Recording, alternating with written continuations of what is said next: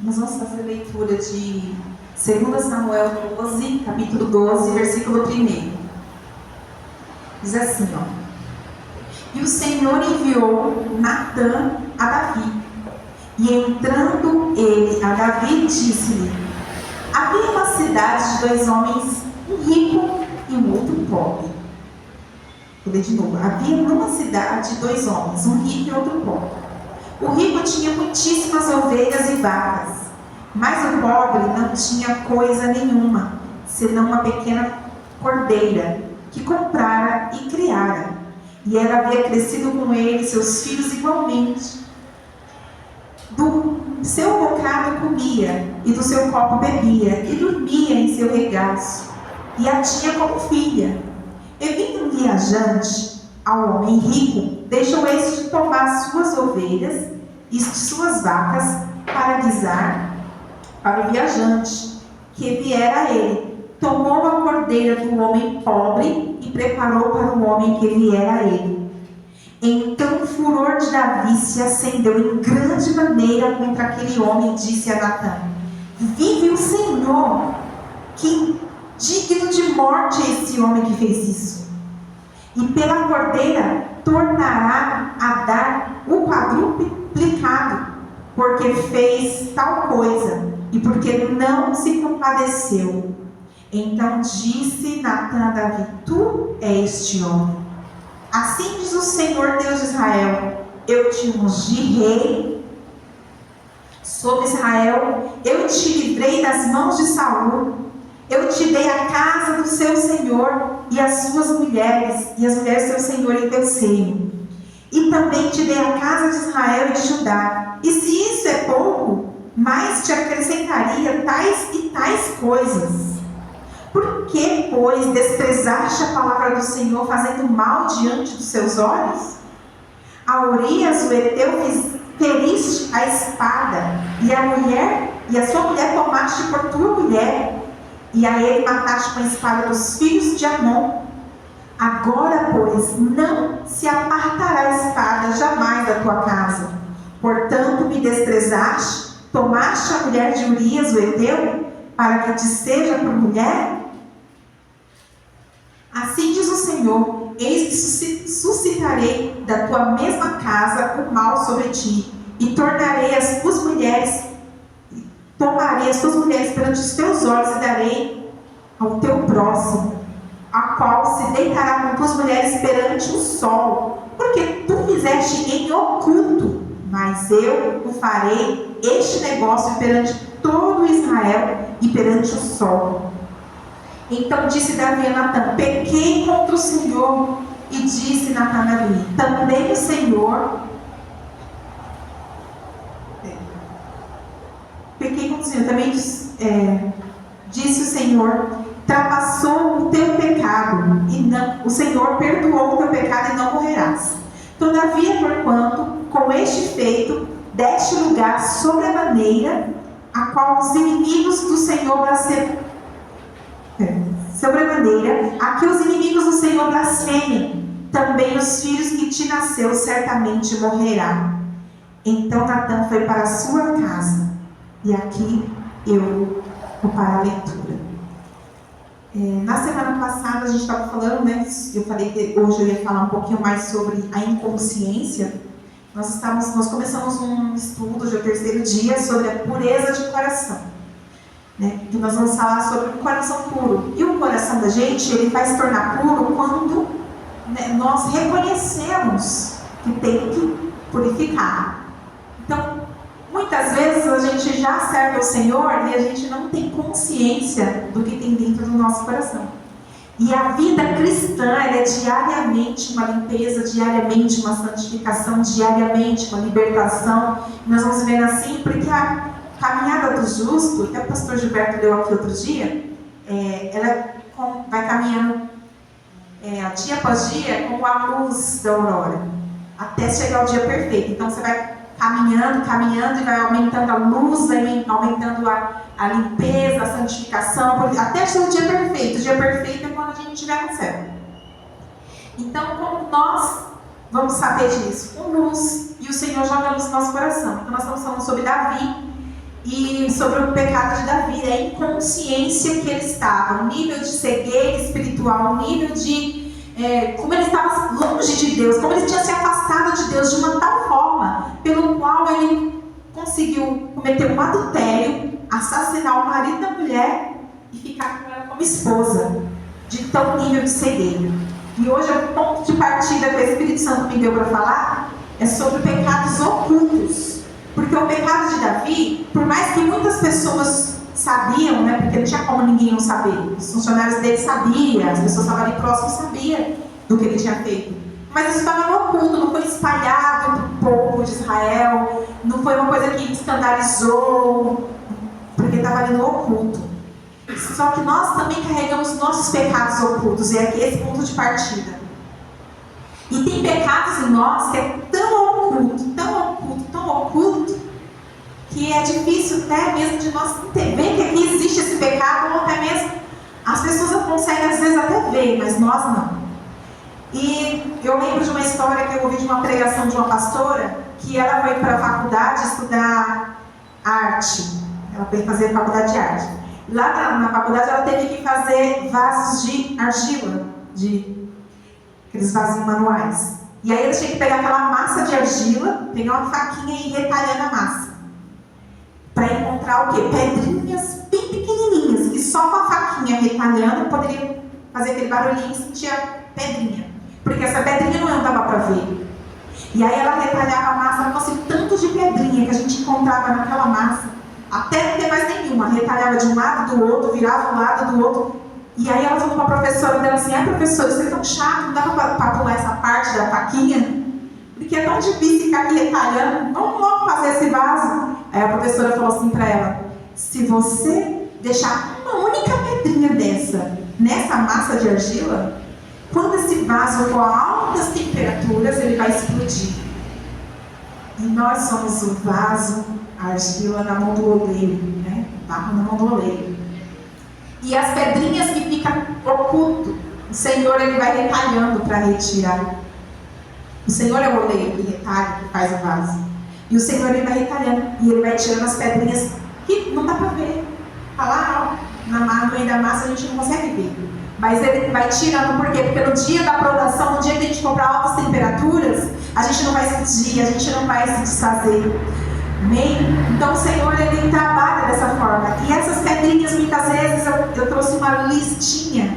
Não precisa anotar essa listinha não, mas pensa aí. Às vezes, nós não temos nem consciência que isso aqui possa ser pecado. E é pecado. Nem eu sabia antigamente. Eu aprendi com o tempo. E é pecado. Por exemplo, uma pessoa que carrega na sua vida mágoa, inferioridade, rejeição, frustração, decepção, perdas e traição. Mas eu fiquei magoado porque foi o outro que falou, foi o outro que fez. Você tem o direito de se magoar, você tem, a pessoa te feriu, ela errou, mas você não pode carregar essa mágoa para a vida inteira. Você tem que sentir ela, valorizar ela, saber que ela existe, não vai ignorar, eu não estou com mágoa não ignora, reconheça que ela existe aí. Mas o que você vai fazer com essa mágoa? É aí onde mora o pecado ou não. Porque tem gente que ele estima as suas feridas, suas dores. Ele gosta de estar com aquela mágoa para ter um motivo, para chamar atenção, para ser o coitadinho, para justificar seus fracassos. Então, o Senhor nos chama para olhar para dentro de nós e ver, tem mágoa aí de quanto tempo? O que você vai fazer com essa mágoa? O que a gente faz com mágoa? A gente libera o perdão.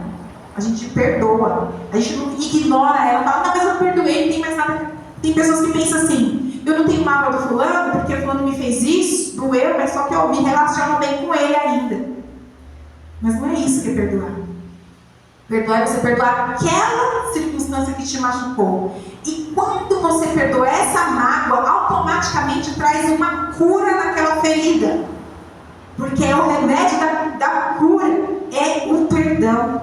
A inferioridade, quando você está se achando sempre inferior aos outros, ou se sente sempre rejeitado pelos outros, ou se sente, viveu uma frustração e carrega essa frustração.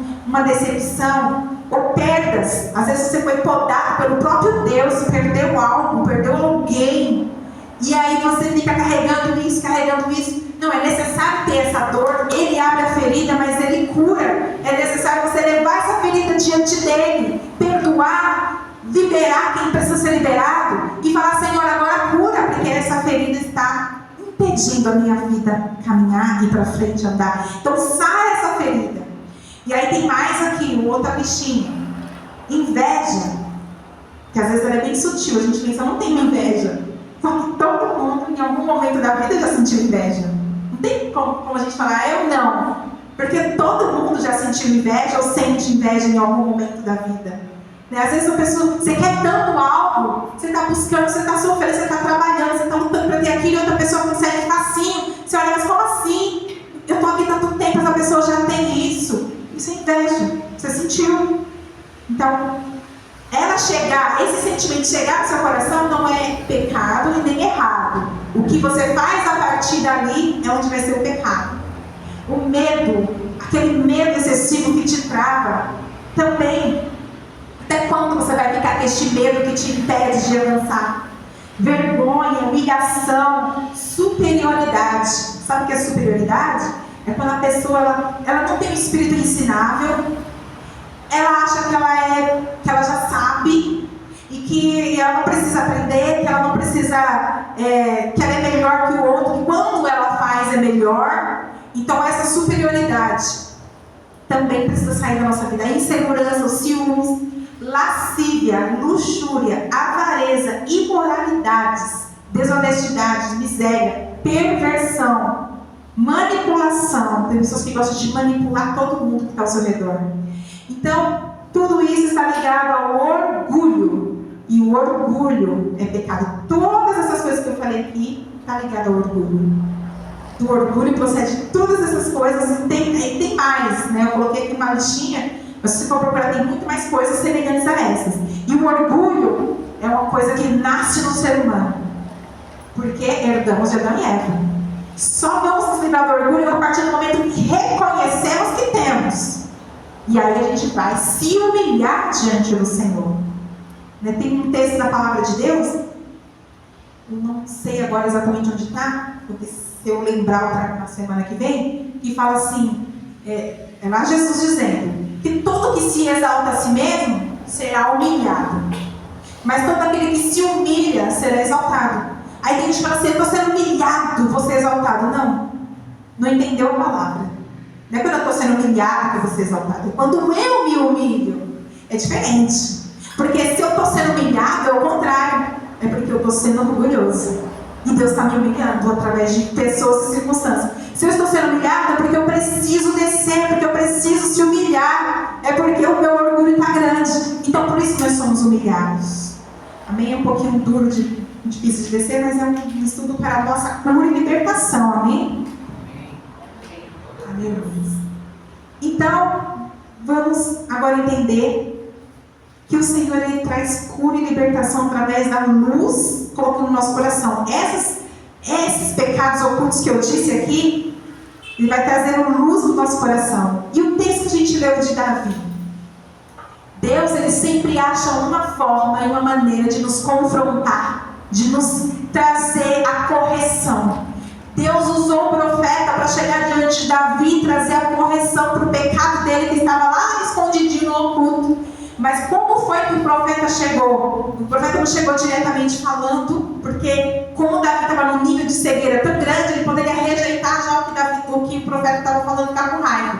Então Deus deu sabedoria e ele veio contando uma parábola. E na parábola ele falava de uma injustiça que um homem rico fez com um homem pobre, pegando a única ovelhinha, a única cordeirinha que aquele homem tinha, sendo que ele tinha um monte. E aí ele vai lá e fala. Davi, ele assina a própria sentença do seu pecado. Ele mesmo decreta com a sua própria boca a sentença. Então Deus ele leva o profeta Samuel, joga a luz. Salmo 119, 105 diz assim: lâmpada para os meus pés. Profeta Natan. Desculpa.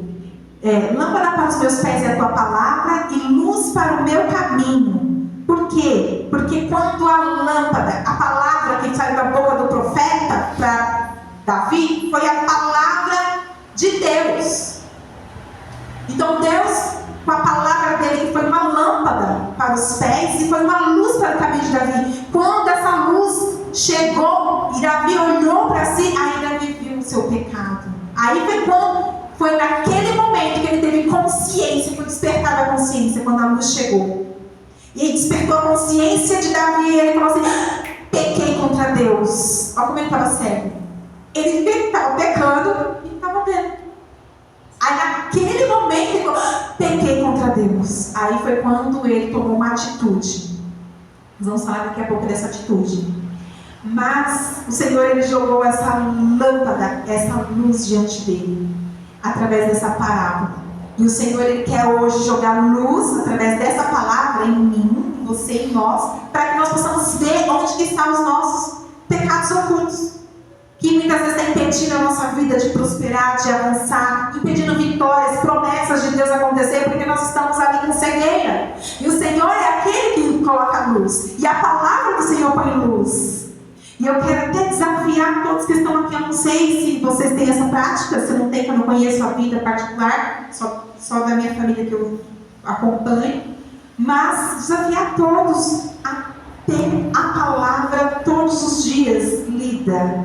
Leia a Bíblia todos os dias. Para quê? Para se alimentar, para conhecer, para que essa luz entre, para que você consiga ter o alimento necessário para se manter de pé. Então vamos falar qual foi a reação, né, que Davi teve quando ele reconheceu o pecado. Primeiro passo: quando a luz chega, a gente reconhece. E depois que reconhece, o que você faz com isso? É o que Davi fez. E nós temos que aprender com ele, fazer o que ele fez. Ele se arrependeu do seu pecado. Quero ler um texto aqui em Provérbios 28. Provérbios 28, 13. Louvado seja Deus. Aleluia.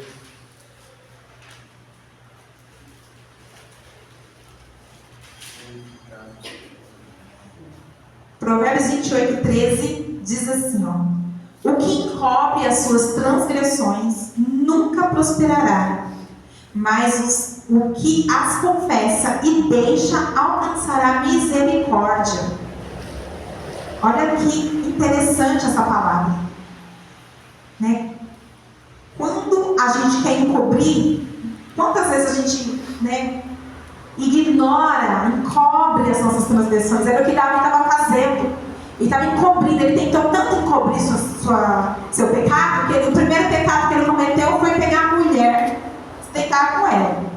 Quando ele soube que ela engravidou, aí ele queria consertar o erro dele, trazendo o marido para ficar com ela. E aí estaria tudo resolvido, estaria encobrindo o seu pecado. Só que quando ele tentou fazer isso, Urias não se deitou com a esposa, porque ele era mais justo do que Davi. Ele estava focado na guerra, em vencer, em lutar pelo país. Ele estava focado em fazer aquilo que era para ele fazer. Ele estava focado no propósito dele.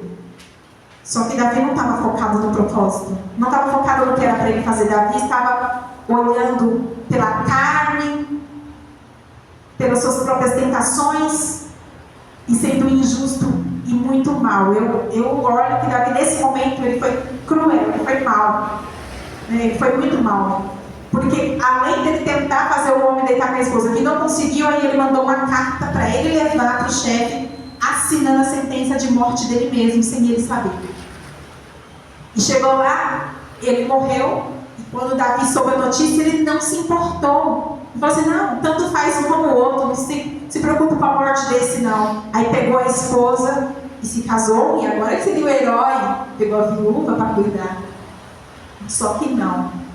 Deus, ele repreendeu Davi, trazendo luz, consciência, e aí, ó, confessa e deixa. Foi o que Davi fez. A reação dele foi confessar e deixar. Mas antes de eu falar muito sobre arrependimento, eu quero falar uma coisa. Deus perdoou os pecados de Davi, mas houve consequências terríveis. Então, no texto que a gente leu aqui de 2 Samuel, no capítulo 12, a gente fez a leitura.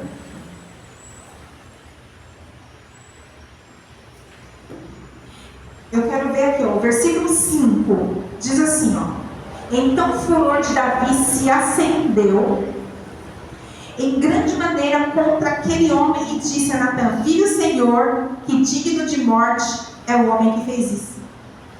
E pela cordeira tornará o quadruplicado, porque fez tal coisa, porque não se compadeceu.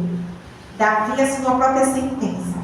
Deus perdoou, falou que ele não morreria, mas esses 4 vezes mais ele pagou, porque 4 filhos de Davi morreram e 3 foi morte violenta, assim como foi de Urias pela espada.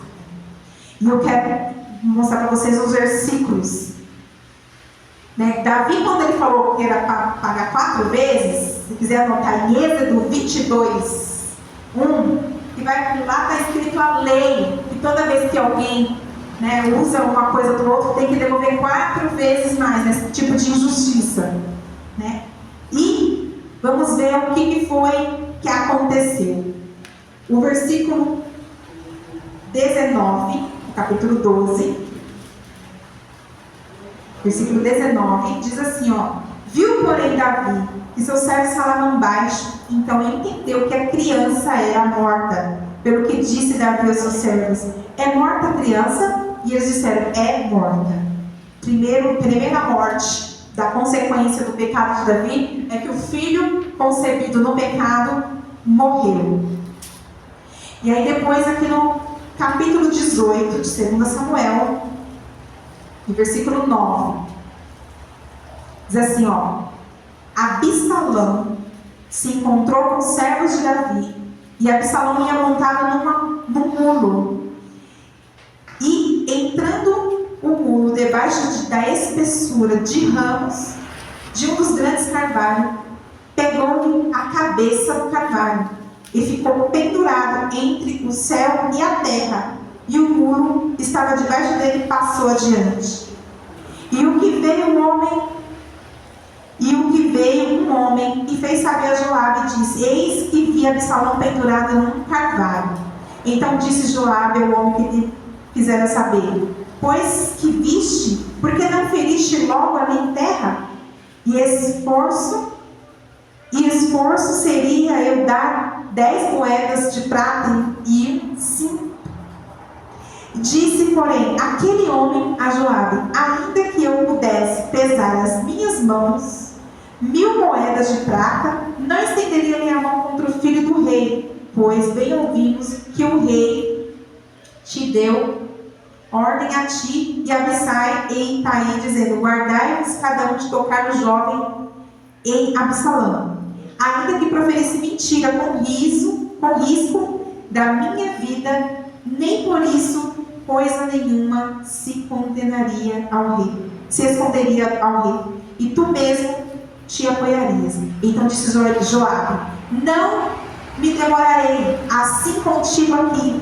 Tomou 3 dardos e ultrapassou com eles o coração de Absalão, estando ele ainda vivo no meio do carvalho. E cercaram 10 jovens que levaram as armas de Joabe e feriram Absalão e o mataram.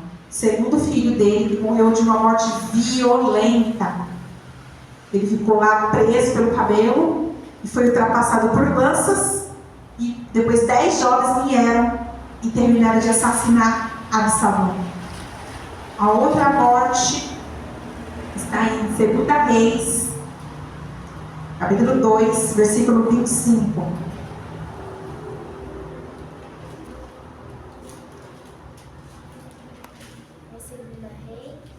Segunda Reis, capítulo de número 2 e o versículo 25.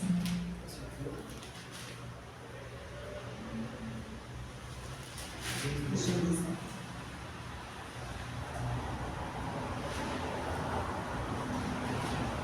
Acho que no termo.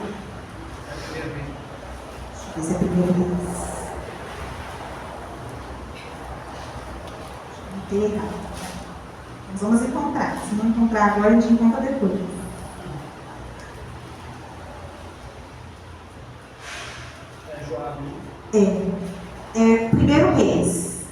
Primeiro Reis 2:25, que enviou o rei Salomão pela mão de Benaia, filho de Joiada, a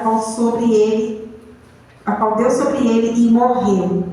Então, o outro filho de Davi morre aqui.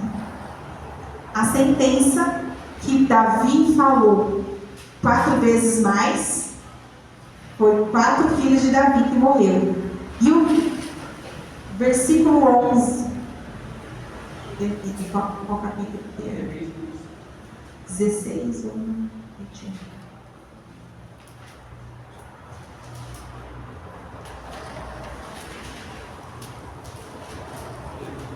Deixa eu ver se está certo aqui. 16, 21.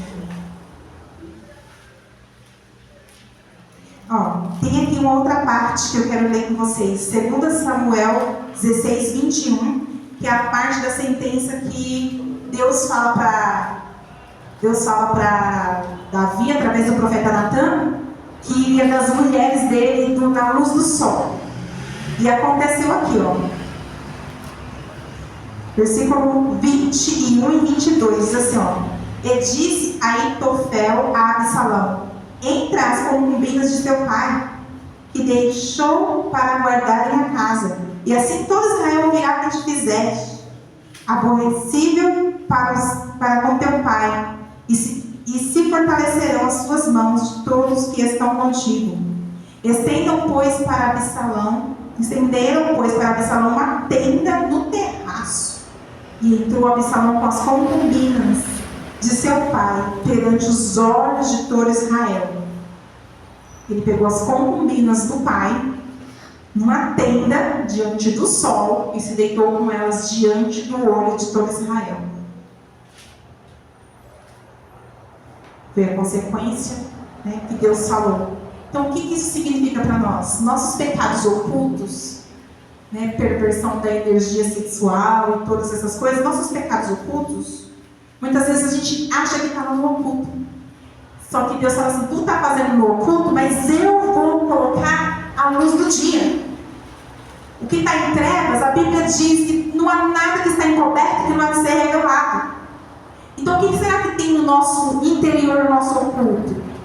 Porque até as coisas boas que estão no oculto, elas serão reveladas. Muitas vezes você vai colocar a luz do dia, coisas boas ações, como ele fez com as esmolas, daquele homem chamado Nicodemos. Ele colocou a luz ali, ele dava esmola e ninguém sabia. Depois Deus foi lá, colocou a luz, recebeu as esmolas. Boas ações, mas também o pecado Deus não encobre.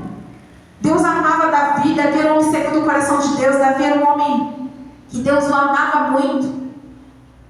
Ele era um adorador, ele se santificou tanto a vida inteira. Você vê toda a história de Davi, como Deus era com ele, como Deus abençoava, como Deus livrava e guardava a vida dele, como ele amava Deus, como ele era dedicado, ele era muito dedicado a servir a Deus, ele amava muito o Senhor. Só que depois daquele momento que ele se afastou do Senhor, foi esfriando este amor, foi esfriando e perdendo o temor do Senhor, ele comete esses pecados graves. Deus não encobre. Deus não encobre, Deus não só confronta, Deus coloca o juízo dentro da casa de Davi. O que eu quero dizer nessa noite, para a gente caminhar para o final, com essa palavra, depois eu vou trazer certinho os versículos da morte dos filhos. O que eu quero dizer para você nessa noite com essa palavra é que assim, o Senhor Jesus, neste tempo, não tinha ainda vindo na terra, não tinha ainda morrido na cruz. Deus perdoou o pecado de Davi e a sentença continuou na casa dele. Mas nós temos uma graça diferente hoje, porque Jesus já morreu na cruz. E essa graça diferente que nós temos é que quando nós nos arrependemos, quando nós confessamos, quando nós deixamos os nossos pecados, algo maravilhoso, extraordinário nós podemos receber do Senhor. Ao confessar os pecados, ao se arrepender, nós podemos fazer a oração para desligar essas maldições em Cristo. Mas não tinha essa possibilidade, porque Jesus ainda não tinha levado a maldição. Então a maldição ficou na descendência de Davi, anos e anos e anos. Sempre alguém da casa dele morria de morte violenta. Sempre havia pecados nessa área sexual e todas essas áreas que Davi cometeu. Então, hoje nós temos o privilégio de ter a graça do Senhor, que não só perdoa os nossos pecados, mas há uma possibilidade da gente tirar essa maldição e essa consequência grande. Existe colheita, existe maldição, existe consequência de pecado. Amém? Tem a consequência que ela vem. Tem também a maldição, que essa Jesus já levou na cruz. Nós podemos acessar este lugar e ter ali e ser livre dessa maldição. Então hoje eu quero que nós possamos reconhecer pelo Espírito Santo se há algo em nós que precisamos limpar, se há uma mágoa, se há um rancor, uma raiva guardada de muito tempo, se há um sentimento de decepção, frustração, de traição, de qualquer coisa que ainda está aí dentro de você, que está impedindo muitas vezes o seu progresso, a sua comunhão com Deus, você entra em águas profundas. Muitas vezes a gente não consegue acessar lugares do Senhor porque nós estamos presos em coisinhas. E o Senhor quer que a gente traga a luz, né? E confesse esses pecados e deixe e acesse a graça para libertarmos de toda a maldição do pecado. Da nossa vida, da nossa família e da nossa descendência. Porque Deus é um Deus de descendência. Ele abençoa a descendência e Ele também visita a iniquidade dos pais nos filhos. Até terceira e quarta geração.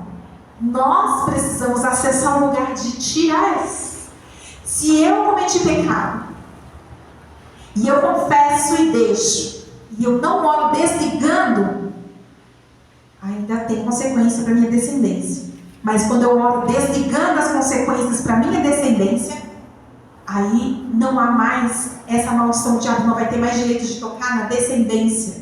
Por quê? Porque o Senhor Jesus levou a maldição na cruz, por mim e por você. Aleluia. Então hoje, nessa noite, é isso que eu quero trazer para nós. Para que nós possamos acessar essa cura, essa libertação, esse perdão. Arrancar de nós, da nossa vida, do nosso casamento, das nossas descendências, dos nossos filhos, toda maldição. Porque às vezes a gente olha e fala assim, não, mas na minha vida não tem. Começa a observar que muitas vezes tem repetição de padrão, tem repetição de pecado, tem coisas que tem pessoas que parece que é a próspera, abençoada e tem sorte, tem pessoas que parece que tem azar, mas às vezes é somente que nós não acessamos essa graça para tirar essa maldição. E hoje nós vamos acessar esse lugar de graça. Hoje nós vamos fazer uma oração neste momento para que o Senhor Ele nos traga a consciência. E você pode ir para casa hoje. Aqui talvez você não tenha consciência de nenhum, não lembre de nenhum. Você pode ir para casa hoje, dormir e o Senhor te trazer à noite, na cama, na madrugada, amanhã, durante o dia, durante a semana. O Senhor pode trazer aquilo que está na tua vida que precisa ser limpo, precisa ser livre. Eu todos os dias tem coisas que Deus vai me mostrando, porque eu vou buscar, o Senhor vai me mostrando, e Deus vai me mostrando. E tem coisas que a gente já até se limpou e volta. E a gente tem que estar todos os dias buscando para manter um coração puro, uma vida limpa diante do Senhor. Não para mostrar para os outros, mas para que os olhos dele nos vejam e que essa maldição não venha através dos nossos pecados. Nós temos uma responsabilidade de carregar santidade para que todos que estejam à nossa volta sejam abençoados. De carregar a graça de Deus para abençoar todos que estão ao nosso lado. Amém? Nós vamos fazer essa oração agora. Na semana que vem nós vamos falar mais da parte do arrependimento, da atitude de Davi, como ele fez o arrependimento. Vamos colocar de pé.